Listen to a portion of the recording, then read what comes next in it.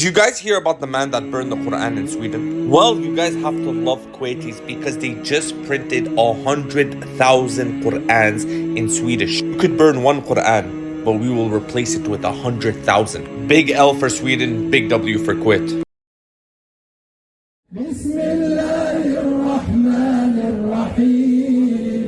قل أعوذ برب الفلق من شر ما خلق ومن شر غاسق إذا وقب ومن شر النفاثات في العقد ومن شر حاسد إذا حسد بسم الله الرحمن الرحيم قل أعوذ برب الناس ملك الناس إله الناس من شر الوسواس الخناس الذي يوسوس في صدور الناس من الجنة والناس.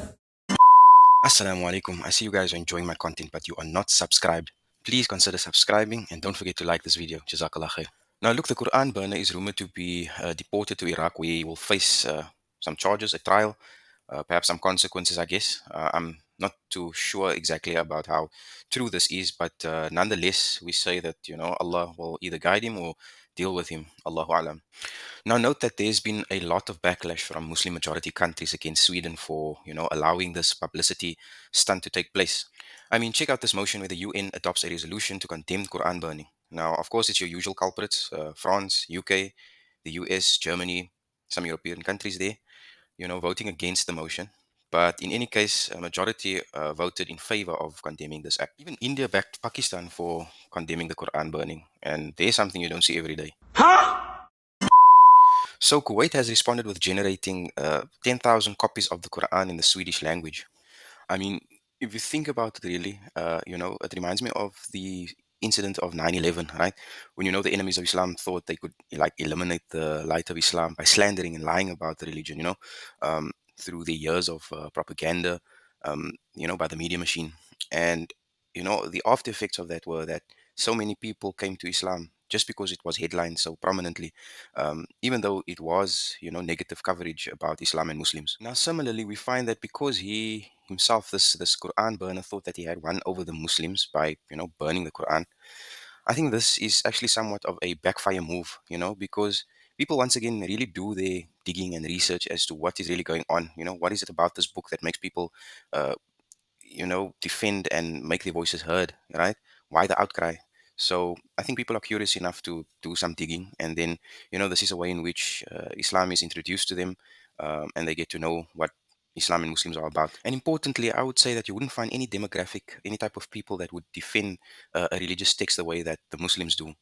For instance, we wouldn't see this type of defense and level of passion, as I mentioned, for the Bible by Christians, or the Talmud by Jews, or any other type of religious texts. In fact, you get a lot of atheists or liberals that would attack the Bible, and also do these types of heinous things like burning the Bible, or disrespecting it to the point where it could infuriate some Christians. But I mean, the vast majority, the overall demographic really wouldn't respond the way Muslims do. Lastly, and what is so interesting, is that the Quran is memorized cover to cover by many Muslims around the world, right?